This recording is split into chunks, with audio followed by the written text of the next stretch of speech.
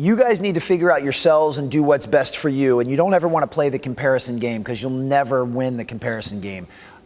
Respectfully speaking to everybody in here, including myself, I mean, Kobe is a once-in-a-generation type of player. So Kobe is physically and mentally capable of doing things that only a handful of people in existence can ever do. So, and I say that again with great respect to you guys. So you don't need to try to mimic him.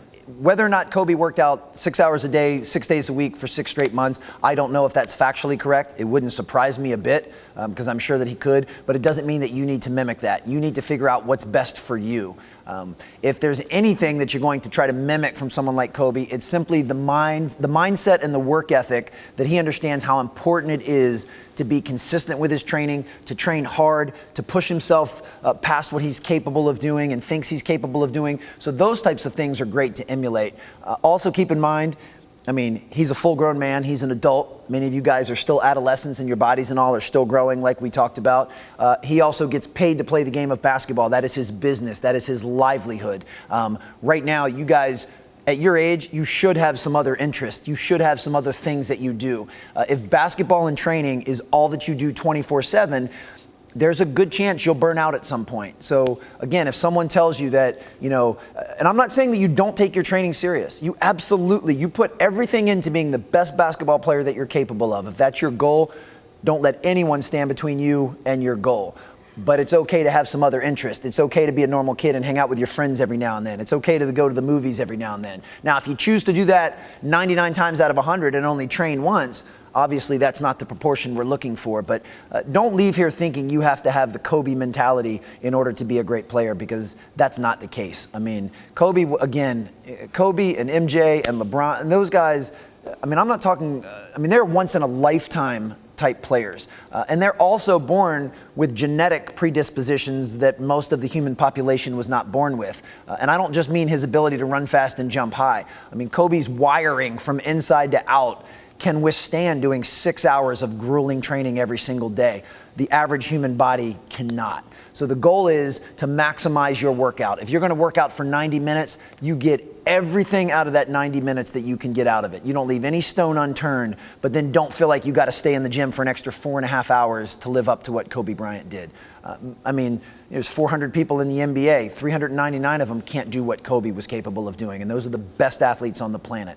But great question. And any of these guys that you guys look up to, there are always going to be traits that you should try to emulate, but don't try to be them. You don't have to necessarily even model your game after someone. Can you learn a new move that somebody uses? Absolutely, you should, but only if it fits in your game within the system that you use when you guys play. So it's so important to work on yourself, the entire person, and your game from an individual standpoint.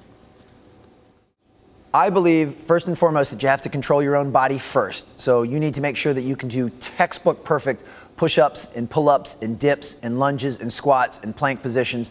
Once you can do that stuff perfectly, then and only then will you add any type of external resistance. And just realize that basketball strength is what we're going for. So ultimately, how much weight you can lift on a dumbbell bench press or bicep curls or anything means absolutely nothing. All that matters is that you're strengthening your body so that you can play the game of basketball at a much higher level. Basketball strength means that you can perform the skills of the game with maximum efficiency at maximum speed against contact. That's what matters. Once you've been able to move past just using your body weight, I personally believe that anything that causes you to hit muscular fatigue between 8 and 12 repetitions is what's most appropriate. So I don't use terms like heavy and light, because just like when we're talking about Kobe, those are very relative terms. What Luke considers heavy is probably very light to me, because I'm 41 years old and I've been strength training for a long time. So don't think in sense of heavy and light. What is the maximum amount of weight that you can put on an exercise and do it textbook perfect reps until you reach fatigue between 8 to 12 repetitions? That's what you should be going for. So it's not really a matter of lightweight high reps or low reps high weight.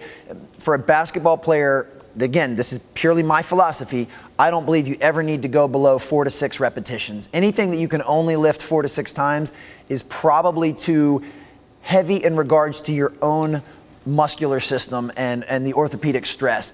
Anything that you can lift more than 12 to 15 times is probably too light to induce any type of effect that we're looking for basketball strength. So you select whatever the resistance is going to be, and if you can perform 8 to 10 perfect reps or 12 reps before you reach fatigue, then that is a perfect resistance for you. And then pretty soon, as your body gets stronger, you'll be able to do that 13, 14 times. And then once you can do it 13 or 14 times, then you need to start to increase the resistance. And that's ultimately how you get stronger. It's going to be very similar to my Vertimax answer. It's simply a tool. No tool is either good or bad. It just depends on how you use it. If I have a nail right here, what tool do I need? I need a hammer, right? A screwdriver's not going to do anything for me. Well, that doesn't mean a screwdriver's bad. It just means I don't need a screwdriver right now because I have a nail. I come over here and there's a screw. Now the hammer's useless. So these tools, depending on how you use them and when you use them, a speed ladder can be a wonderful tool for developing your coordination and your foot speed, and your same thing with the Vertimax. But also realize that all of these things are just that. They are tools, which means they are a means to an end. They're not the end itself. I see so many people posting on Instagram, running through a speed ladder, and it's like, wow, look how fast this guy's feet are. That's great. That doesn't necessarily mean his feet are faster when he plays his sport. How fast your feet move when you're on the, in between the lines on Tuesday and Friday nights when the cheerleaders start dancing, that's what's most important. If your feet are not faster when you're playing 5-on-5, then the speed ladder is irrelevant. But can the speed ladder be a useful tool to increase foot speed, which is then applied to the skills of the game, which then makes you a better player? Absolutely. But just don't forget that everything will always go back to your ability to perform your skills, and even more than that, to perform your skills with 4 other players on your team against the defender.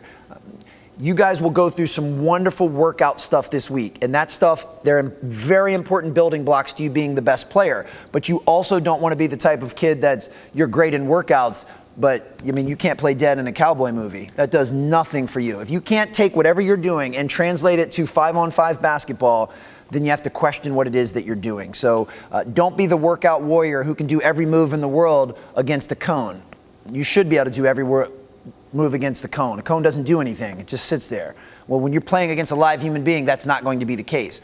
But I understand the progression. First, it's 1-on-0, then it's 1-on-cone, then it's maybe 1-on-1 or a dummy defender. So there's progressions to all of it. But just remember, every single thing you do, every rep of every set of every workout should be a means to an end for you to be the best player capable when playing with 4 other players. So even if someone in here tells me they're the 1-on-1 champ of this camp, that's great. That may have some benefit and transfer over, but until you can play with 4 other players, until you can hit a guy on time and on target with a perfect pass, until you can play help defense, until you can do all of the things that the game requires, then it doesn't matter as much. So just keep in mind that that's the ultimate goal. It's not to have a super high vertical jump. It's not to be able to shoot 24 out of 25 from the top of the key when there's no defender on you. Those things are means to an end, but they're not the end itself. Until you can help lead a team and play your role and be the best player capable with 4 other guys, then everything else is somewhat irrelevant.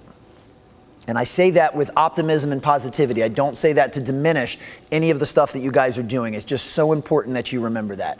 And that's, if you talk about your off season, if you spend your entire off season just playing games, you're probably not developing the individual skill sets that you need to become better yourself. If you spend the entire summer in the gym literally by yourself, no matter how hard you're working, that's not the answer either. It needs to be a combination of doing everything. It's your performance work, it's your skill work, it's improving your basketball IQ, it's doing stuff on your own, it's doing stuff against the defender, it's doing stuff 1-on-1, it's doing stuff 5-on-5. It's all of this stuff, because all of that stuff will make you the complete player, which again should be everybody's goal for being here. Rest as much as possible. So anytime you can get off of your feet, get off of your feet. Anytime you can take your shoes off and let your feet breathe, do it. Anytime they let you sleep. Anytime they give you access to food, eat it. Take advantage of everything that you can. And I know that you guys love the game. So I understand, and for the most part, if you love the game, most people love shooting. I mean, when you're done a workout, I don't ever see anyone hang around to do defensive slides. You hang around to jack up shots. I get it. But when you're already going to be at a camp that's going to have multiple workouts a day, you have to weigh, is it more important for me to stay 30 minutes and make extra shots, or is it more important for me to get off of my feet and rest and recover? And the answer might be different. So I'm not telling you not to put in extra work. I'm just saying that you have to value the rest and recovery portion of what you're doing. And in a week like this, when you guys are doing so much training, there's so many workouts in such a high volume, any time that you can get a chance to rest and recover would be great. And remember that everything I'm sharing with you guys is simply my own personal philosophy. Please know that if I'm saying anything right now that contradicts what another coach said or trainer or anything, that just means we share slightly different philosophies. I'm not up here telling you that my way is right or that my way is the only way. So in my opinion, when this camp is done on Friday afternoon, there'd be nothing wrong with you taking the next 48 to 72 hours off and eating well and sleeping and letting your body recover. And then on Monday, get ready to take the stuff that you learned here and put it into a training program. Now, I don't know, some of the other coaches might have said, F that, start doing something Saturday morning. Those are just two different opinions, and you need to do whatever's best for yourself. But after a week of this type of volume and intensity, your body and your mind need to rest. And I want you guys to make sure that you don't do another workout until you are hungry and physically ready to give it everything that you got.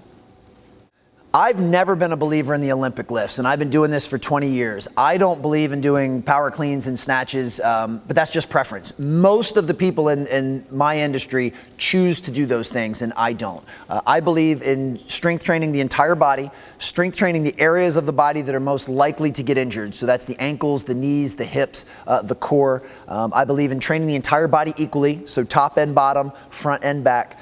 I believe in working in a repetition range between 8 to 12 and getting as much out of every set as possible, doing everything technically perfect. So from a strength standpoint, that's how you build the engine, and then you use the engine by going and doing different plyometric exercises. So for upper body, it could be a series of medicine ball throws.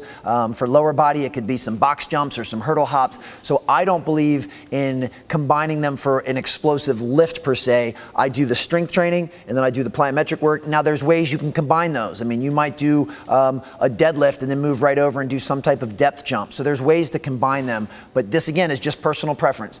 Most of the performance coaches in the NBA and most of the performance coaches in college basketball believe in and love the Olympic lifts. I choose not to, and it's simply just a philosophy thing. So I'm not saying they're bad. I'm not saying you shouldn't do them. I'm just saying I choose not to. And I haven't done them with any of the players or teams that I've ever worked with.